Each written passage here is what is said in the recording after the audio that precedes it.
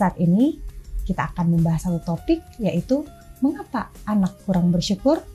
Awal mulanya nih, kenapa anak itu anak sekarang terutama kurang bersyukur atau kurang berterima kasih gitu. Bagaimana nih untuk mengatasi anak yang kurang bersyukur ini, Ibu Helen? Shalom pemirsa Hope Channel Indonesia dimanapun Anda berada. Apa kabar Anda? Apa kabar anak Anda? Kembali kita bertemu dalam program Love Your Child. Satu program yang mengajak kita untuk mengasihi, mendidik anak kita, menjadikan generasi yang lebih baik. Saat ini kita akan membahas satu topik, yaitu mengapa anak kurang bersyukur. Kita akan mempelajari mengapa anak itu kurang bersyukur dan bagaimana mengatasinya. Tentu saja saya tidak sendiri. Saya ditemani oleh narasumber kita yang sudah tidak asing lagi, yaitu Ibu Helena. Halo Ibu Helena, shalom. Halo, shalom Ibu Jelly. Apa kabar Ibu Helena? Seperti warna baju kita, cerah ceria. Cerah ya. Kita saat ini bisa lihat dekorasinya. Iya sih, di mana-mana ya di bulan ini. Ramai sekali itu ornamen-ornamen Natal. Di jalan ya, di mall, bahkan juga di sekolah-sekolah. Sangat meriah sekali. Dan saat ini Bu Helena, tidak kalah menariknya nih Bu Helena, kita akan mempelajari topik tentang mengapa anak itu kurang bersyukur.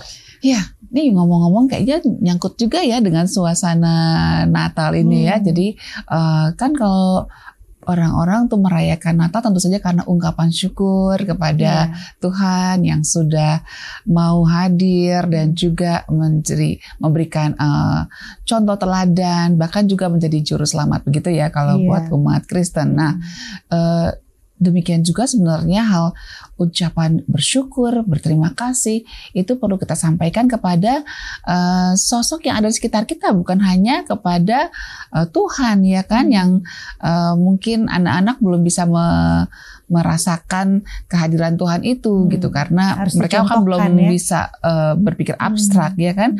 Tapi anak-anak ini perlu dilatih untuk secara konkret mempraktekkan, melakukan bagaimana sih berterima kasih dan bagaimana sih mensyukuri dengan apa yang sudah dia miliki. Dan itu harus dari anak-anak ya Bu Helena sejak ya. kecil tentu saja. Karena itu akan menjadi suatu kebiasaan yang baik. Habit, betul.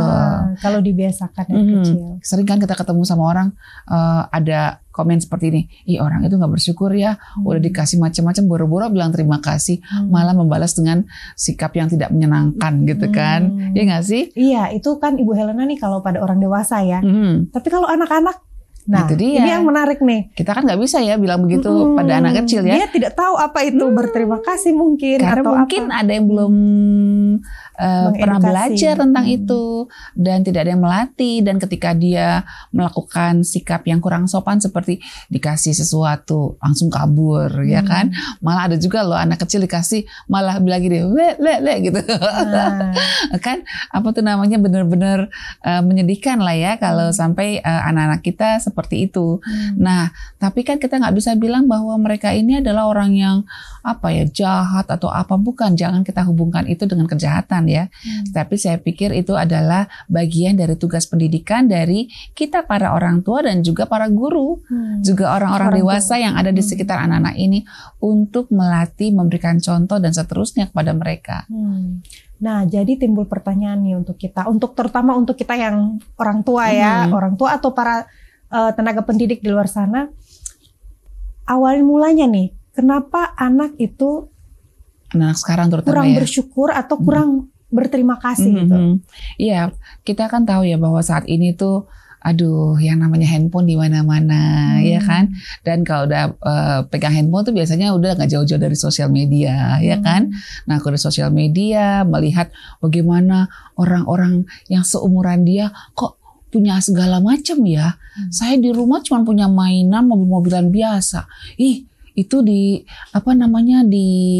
YouTube misalnya kita bisa lihat bagaimana kehidupan orang-orang kaya. Wah, itu anak-anaknya mainannya bukan mainan mobil-mobilan yang kecil gini, tapi kayak mobil beneran gitu loh, yang bisa dibawa oleh anak itu kemana-mana. Mobil kecil banget ya gitu ya. Iya, terus jadi ketika mamanya kasih hadiah yang kecil gitu, dia jadi ngerasa ya cuman ini gitu kan. Karena dia sudah dalam hatinya sudah mulai membandingkan. Nah gitu itu dia. Dan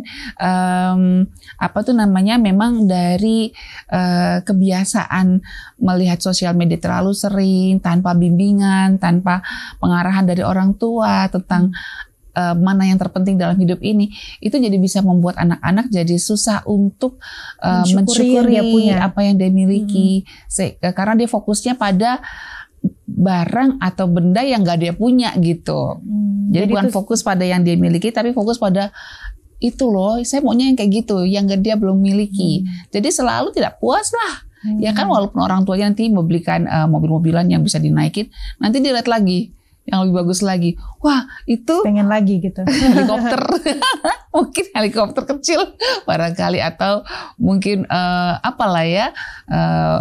ke mainan yang mungkin lebih banyak di ruangan orang kaya tersebut, sehingga anak itu tetap aja merasa kurang sehingga ketika diajarin untuk berterima kasih, dia merasa, untuk apa aku berterima kasih, orang aku nggak puas, aku maunya kayak gitu misalnya. Gitu ya. Jadi itu salah satu contoh, salah satu faktor anak itu menjadi kurang bersyukur. Ada banyak sih sebenarnya Bu Jeli, ada banyak sebenarnya faktornya. Mungkin kita akan bahas berikutnya ya. Iya, betul sekali. Dan paling penting di sini adalah sebenarnya bagaimana orang tua menanamkan ke dalam diri anak itu cara untuk mungkin bersyukur gitu.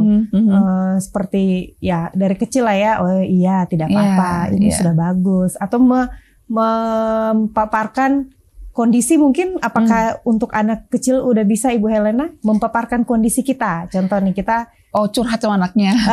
Kondisi kita kayak kita tidak mampu loh beli yang itu, kamu uangnya cuma segini gitu misalnya gitu. Iya. Bisa saja nanti kita akan bicarakan mungkin di berikutnya ya. Tapi yang pasti kalau dibilang penyebabnya, ya itu tadi, kebiasaan tidak bersyukur ini susah berkembang ketika dia selalu membandingkan dengan milik orang lain yang lebih baik, lebih banyak, lebih hebat dari apa yang dia miliki. Dan juga mungkin bisa juga sih karena tekanan dari sekolah barangkali, tuntutan yang begitu besar dari tempat lesnya, tempat dia berlatih, sehingga tidak ada waktu untuk bisa merefleksi tentang apa yang dia miliki. Yang ada cuma dikasih, ya udah dikerjakan lagi, bekerja.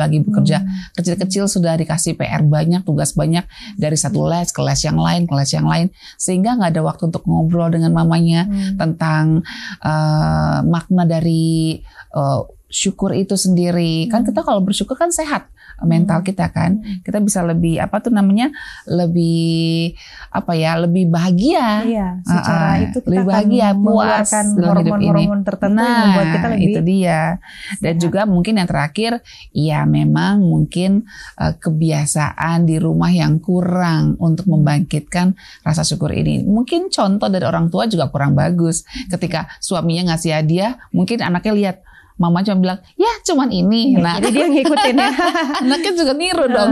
Mama juga gitu kan. Iya, waktu istrinya masakin sesuatu, papa ini ada masakan yang udah kubuat lo spesial buat papa. Ya, papa gak suka makanan kayak begini tuh. Anak itu lihat, dia akan belajar untuk tidak bersyukur dan sulit untuk berterima kasih. Oke, baik Ibu Helena, kita akan melanjutkan pembahasan kita. Pemirsa tetaplah bersama kami di Love Your Child.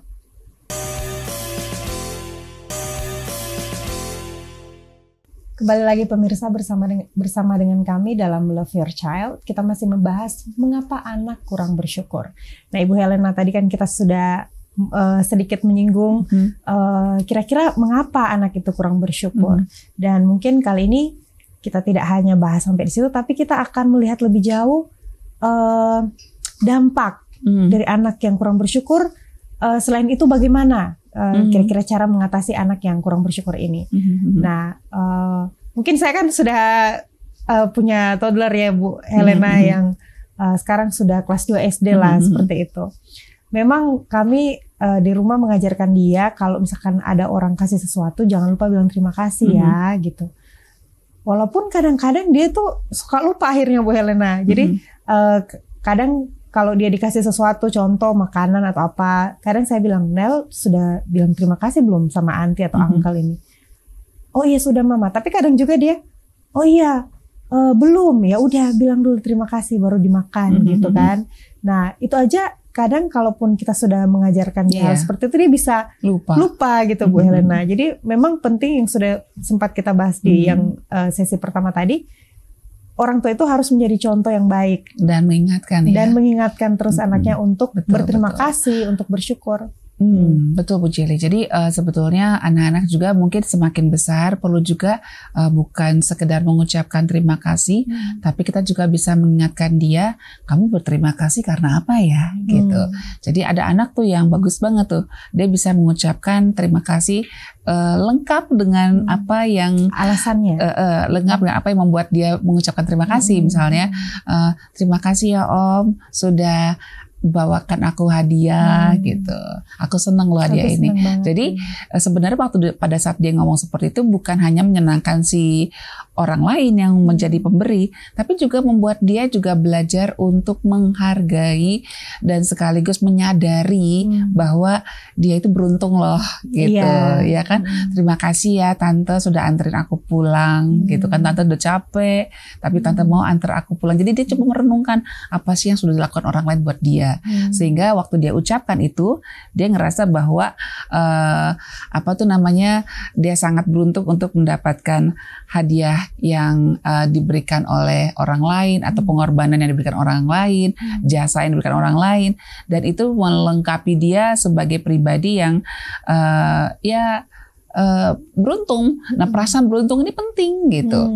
Jadi kalau dia mengucapkan terima kasih, akhirnya dia berpikir bahwa saya mengucapkan terima kasih bukan untuk sekedar menyenangkan hati orang lain, tapi bukan untuk tapi untuk saya gitu. Jadi dia akhirnya karena dia sudah merasa nyaman dengan kebiasaan itu, nggak lupa lagi. Iya, dia nggak sampai gedenya dia nggak bakalan lupa lagi. Dampaknya ngeri loh. Bu Jelly, kalau orang-orang yang kurang bersyukur seperti itu, karena apa? Karena ketika dia kurang bersyukur, akhirnya apa yang terjadi? Nanti dia di kalangan temannya jadi orang yang tidak disukai dong, ya nggak sih? Bahkan nanti kalau di usia dewasa, barangkali dia juga bisa menjadi orang yang paling tidak arogan, tidak tidak populer lah, tidak menyenangkan gitu sebagai rekan kerja, bahkan juga mungkin nggak bakal jadi orang yang bisa dipromosikan karena bos mana yang suka dengan orang yang tidak bersyukur, ya kan? Dikasih THR sekian kurang, mengeluh ya, gantinya bersyukur kan ini antitesisnya itu dia, mengeluh gitu. Itu dia. Jadi udah dikasih berbagai insentif, yang ada malah jadi pengkhianat buat perusahaan itu. Nah jadi orang-orang seperti ini kan gimana ya? Ya itulah. Nggak bakal hitungan untuk jadi orang-orang yang dipromosikan atau mungkin dijadikan sosok yang dipercaya untuk memegang jabatan yang lebih tinggi gitu kan ya? Dan itu faktanya itu dimulai dari justru masa anak-anak. Kecil, ya untuk membangkitkan anak itu lebih banyak rasa bersyukur. Gantinya dia akan mengeluh ke depannya. Dia akan melihat hal-hal kebaikan ya. Lebih banyak akan melihat mengidentifikasi apa saja keberuntungan yang dia miliki, itu sangat penting. Seperti teori yang sudah kita lihat ya, gelas apa kita mau nilai itu setengah kosong atau setengah penuh gitu. Itu yang membedakan. Mungkin kalau dari kecil kita menanamkan sifat bersyukur. Kadang-kadang ini anak-anak yang kurang bersyukur ini saya perhatikan kok banyak kan di anak bungsu ya. Kebanyakan, bukan saya bilang ada anak bungsu ini tidak bersyukur, bukan. Tapi saya sering melihat seperti itu. Kenapa ya? Kalau saya perhatikan biasanya mungkin karena rasa sayang yang berlebihan dari para orang tua, ini ibu-ibu nih terutama ya. Jadi kalau anak kecil berbuat keliru gitu ya, misalnya dikasih seseorang hadiah, terus bilang apa? Nggak mau gitu. Bilang terima kasih, nggak mau. Udah dibiarin aja karena itulah anak-anak sih masih kecil. Gila kakak-kakaknya, wah disiplin sekali gitu. Disiplin. Jadi akhirnya kakaknya berkembang dengan baik. Si bungsunya sayang sekali. Saya langsung merasa apa ya Bu Helen, kena banget nih di sini. Karena saya kan sekarang anaknya 2. Kalau kakaknya memang sangat disiplin dan mau yang terbaik dari segi apapun. Saya nggak nyindir loh Bu Jelly. Tidak apa-apa, ternyata itu salah satu contoh ya. Berarti ibu-ibu di luar sana mungkin juga pas anak kedua itu agak lebih longgar. Ya. Artinya bukan yang pertama disiplin kayak mana juga enggak, tapi kalau yang kedua itu saya lebih banyak toleransinya. Nah, itu dia. Untuk hal-hal tersebut. Nah, ternyata toleransi seperti itu akan menurunkan kemampuan anak juga untuk berlatih melakukan hal yang baik kan gitu kan. Karena kan melakukan hal yang baik itu perlu konsistensi, bukan sekedar diajarkan saja, tapi perlu konsistensi melatihnya. Oke, tempo hari sudah pernah latih kok. Tapi kan seperti Bu Jeli bilang, sudah dilatih juga bisa lupa. Jadi perlu diingatkan lagi, dan mungkin kadar peringatannya bukan sekedar mengulang saja, tapi mungkin memberikan pengertian. Kamu tahu nggak sih kenapa kita harus berterima kasih? Gitu. Jadi itu akan menancap di dalam pikiran anak kita tentang motivasi internal untuk mengucapkan terima kasih, bukan sekedar nunggu diingetin dari orang tuanya. Seperti itu.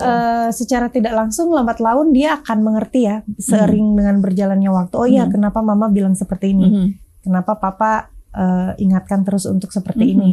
Oh ternyata setelah ini, oh iya ya. Dan itu seperti Bu Helena bilang tadi, akan menyenangkan untuk dia untuk mengatakan. Jadi anak-anak yang tidak terbiasa bersyukur, tidak bisa berterima kasih, dia juga sulit untuk membuat orang yang pernah menolong dia untuk suka menolong lagi gitu. Ya kan? Kenapa? Orang nanti ketika dia ditolong, dibantu, lalu ntar dia ngaku kemana-mana itu karena saya. Lah yang ngebantuin. Nah, itu yang udah nolongin itu dampak yang sangat itu loh Bu Helena. Dan saya lihat itu. Sedih sih ngelihatnya. Cuman saya pikir ya gimana ya, kalau sudah terlalu dewasa susah lah diingatkan. Tapi kalau dia sejak kecil dilatih, diingatkan, disadarkan, mestinya dia akan terbawa. Dan akhirnya ya jadi kebiasaan hidup. Menurun ke anak-anaknya. Ke anak pertama, kedua nurun tuh. Jadi semua keluarga ini adalah keluarga yang berterima kasih dan susah berterima kasih. Nah ini kalau mamanya atau papanya tidak terbiasa berterima kasih, itu sangat mudah sekali menjadi patron atau contoh yang akan dilakukan gitu. Karena kan katanya teladan itu lebih bersuara keras dibandingkan ucapan ya. Walaupun mamanya bilang kita harus berterima kasih, tapi dia ngasih contoh yang gak baik, ya kan? Nah itu akan membuat anak-anak lebih meniru apa yang dilakukan, bukan apa yang diucapkan oleh mama atau papanya. Gitu. Penting sekali pelajaran kita Bu Helena dalam topik kali ini, dan demi masa depan anak kita ya. Masa depan anak kita ini sesuatu yang sepertinya sepele, tapi tidak sesepele yang kita bayangkan. Oke, kita akan bahas nih Bu Helena. Kita sudah pelajari tadi mengapa, dampak, dan kita akan bahas tentang bagaimana untuk supaya anak itu dia akan lebih berterima kasih dan bersyukur. Pemirsa, kita akan kembali lagi dalam Love Your Child untuk topik mengapa anak kurang bersyukur.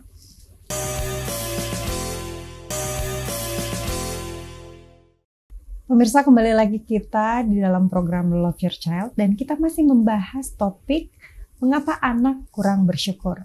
Nah, kalau tadi kita sudah bahas tentang mengapa, terus dampak-dampaknya seperti apa, sekarang kita akan melihat bagaimana nih untuk mengatasi anak yang kurang bersyukur ini, Bu Helena. Iya. Oke, jadi seperti yang kita pelajari tadi, kita sudah diskusikan tadi ya, bagaimana pentingnya kemampuan berterima kasih, kemampuan untuk merefleksikan apa yang sudah kita alami, yang kita rasakan, yang kita terima dari orang-orang di sekitar kita, bahkan dari orang tua, bahkan Tuhan. Bagaimana mungkin seorang bisa berterima kasih kepada Tuhan kalau dia tidak bisa berterima kasih pada orang tuanya sendiri, ya kan? Nah, sometimes kita suka ada kekeliruan juga nih Bu Jeli. Terima kasih hanya sekedar omongan gitu. Atau templatean aja. Bukan, tidak ada artinya basa-basi. Itu sebabnya memang sebaiknya tidak hanya sekedar kita mengajarkan anak-anak itu untuk mengucapkan, tapi seiring bertambahnya usia, kalau sudah mulai masuk SD, nah itu sudah mulai dijelaskan tentang kenapa. Apa alasan kamu gitu, dan kenapa harus berterima kasih? Betul, kenapa harus berterima kasih? Kira-kira untungnya apa buat kamu dan buat orang lain? Nah itu perlu didiskusikan. Dan yang kedua memang tradisi sih, tradisi itu sangat punya power untuk membentuk kepribadian seseorang loh sebenarnya. Ya kan?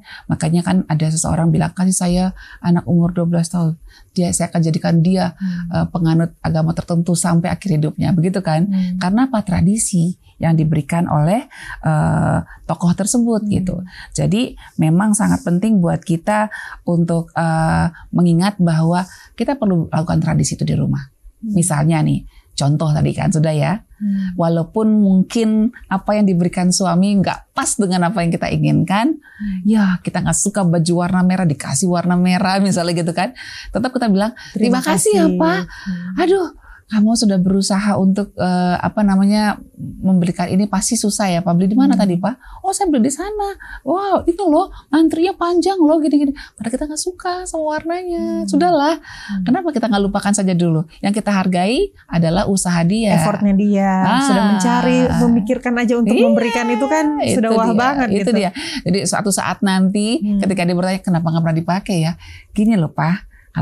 Kalau misalnya nih ada acara khusus pakai baju merah saya akan pakai. Tapi kalau enggak saya kayak kurang nyaman karena warna favorit saya tuh hijau gitu misalnya. Tapi next time ya kan, nggak pada saat itu udah orang keringetan ngantri bungkusin kadonya lalu diantar. Waktunya tidak pas disuruh juga. Pulang lagi ya ampun ya kan. Saya berapa kali loh ketemu orang seperti ini. Saya sudah bawakan dengan penuh harap dia akan senang. Kecewa ya. Terus dia begini, awas kayak gini. Ini nggak usah, bawa pulang aja. Yang ini juga nggak suka, bawa pulang aja. Ini sedih banget loh. Dia kan nggak bayar apa-apa ya. Maksudku dia bisa kasih orang lain juga kan. Ya kan kalau misalnya dia nggak mau pakai. Justru mematahkan semangat kita di awal ya. Makanya orang udah capek-capek bawa dengan gratis loh ya, datang ke situ ongkos tenaga.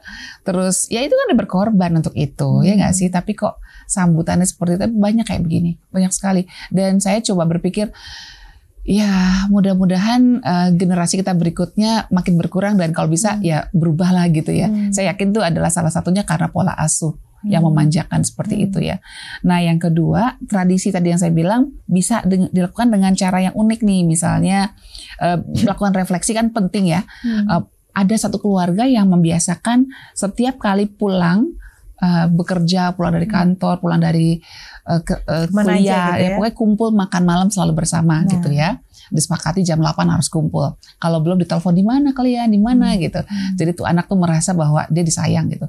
Nah setelah berkumpul ada anaknya ngeluh, capek banget tadi tuh dosen tuh, kesel deh. Masa marah-marah terus misalnya gitu kan. Oke, terus nanti si mama papanya akan bilang, oke, nanti kita bicarakan hal itu di waktu berikutnya, sekarang mau makan. Ayo sebutkan dulu hal baik apa yang kalian dapatkan hari ini. Minimum 2, misalnya gitu kan. Terus mereka berpikir semua, yuk kalau nggak kita nggak mulai makan nih, ayo pikirkan hal baik apa yang kalian dapatkan hari ini. Aku tadi ketemu teman lama aku, seru banget. Oke, apalagi? Tadi makan siang enak banget loh tuh si tukang martabak itu, aduh enak banget hari ini ya gitu kan, pas lagi panas-panas, maksudnya makanan panas-panas, hujan juga, jadi pas banget loh Pak. Oke, jadi walaupun kamu kesel dengan dosen kamu hari ini, masih ada kan hal baik yang bisa kamu dapatkan gitu loh. Jadi itu tradisinya terbiasa. Tadinya cuma 2, lama-lama makin banyak gitu. Bisa 5 hal, bisa bahkan banyak sekali loh hari ini saya dapatkan. Lebih banyak itu daripada yang pengeluhan tadi ya, itu hal yang tidak baik tadi. Jadi ketutup kan? Ketutup. Jengkelnya ketutup dengan berkat-berkat Tuhan dan juga kebaikan-kebaikan teman atau kebaikan dari mungkin dosen yang lain terhadap dia gitu. Jadi nggak fokus pada kekurangannya. Terus ada juga tradisi lain ini loh. Ini juga lucu nih. Ada seorang ibu mengajarkan kepada anaknya pada akhir semester, kayak sekarang nih ya ibu-ibu ya. Ini kan kita mau raport nih, terima raport ya. Iya kan? Ya mungkin udah, kalau mungkin gak sempat ketemu gurunya lagi bisa kirim di WA barangkali. Dia tulis, anaknya diajarin, ayo kamu tulis, ya singkat aja, hal-hal baik apa yang guru kamu sudah lakukan. Ucapkanlah terima kasih. Jadi terima kasih Bu Guru untuk 1 semester yang sudah aku lalui bersama Ibu. Sekalian belajar menuangkan gagasan penting juga toh. Lalu saya ingat Ibu pernah cerita tentang tentang You Are My Sunshine. Seru banget loh Bu, apalagi ya. Saya juga pernah dikasih hadiah sama Ibu waktu ulang tahun. Terus Ibu kasih saya kartu terima kasih. Jadi terbiasa dia untuk bersyukur. Nah itu jadi kan maksud saya dia nggak ngawang-ngawang ya. Ini benar-benar kisah nyata dia bersama gurunya gitu. Nah, lu melatih dia juga ya. Nah mungkin di akhir tahun pada saat malam tahun baru, nah masing-masing anggota keluarga sama-sama bikin refleksi nih. Oke, ucapan terima kasih, hal baik apa yang kita dapatkan dari Papa. Ya kan, betul. Papa terima kasih ya, tahun ini aku merasa senang karena Papa belikan aku mainan. Gitu. Terima kasih Papa udah ajakin aku mancing gitu. Terima kasih Papa sudah temankan ke gereja setiap seminggu sekali dan seterusnya. Jadi nanti kita ternyata waduh panjang. Banyak sekali kebaikan Papa kita ya. Gitu, walaupun dia suka tegur-tegur kita. Ya, tegas ya, dia bapak lebih tegas kan ya. Itu dia. Terus ntar buat mama, mama juga buat anaknya, Papa juga buat anaknya. Jadi sama-sama bahagia dan akhirnya semua terlatih untuk berterima kasih dan bersyukur. Iya, ternyata itu kebiasaan-kebiasaan yang sederhana Bu Helena, tapi mempengaruhi dia di masa depan nanti. Betul gitu sekali, ya. Betul sekali. Soal yang tadi Bu Helena bilang hal kecil, kumpul di tempat makan, berbicara bersama-sama tentang hal yang disyukuri, terus juga ke gurunya gitu ya. Kita mungkin bisa dari sekarang nih untuk orang-orang tua dimanapun berada ya, kita bisa, atau para tenaga pendidik juga bisa mengajak anak-anaknya untuk melatih mereka bersyukur sejak umur mengingat kebaikan orang lain. Iya, mengingat sejak umur mereka masih kecil. Betul sekali. Oke, terima kasih Ibu Helena. Mungkin ada closing statement dari Ibu Helena? Ya, saya ada satu ayat dari kitab suci saya yang saya pikir ini bisa menguatkan kita semua ya. Mungkin dari kitab suci yang lain bisa dipakai juga. Ini bagus sekali. Ucaplah syukur senantiasa atas segala sesuatu dalam nama Tuhan kita Yesus Kristus kepada Allah dan Bapa kita.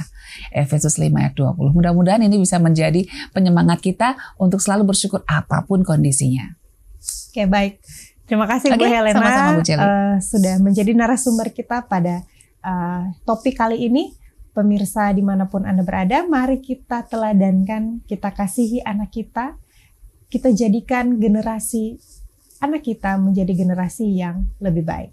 Kita akan berjumpa kembali dalam episode Love Your Child berikutnya. Tetaplah bersama kami di Hope Channel Indonesia. Shalom dan Tuhan memberkati.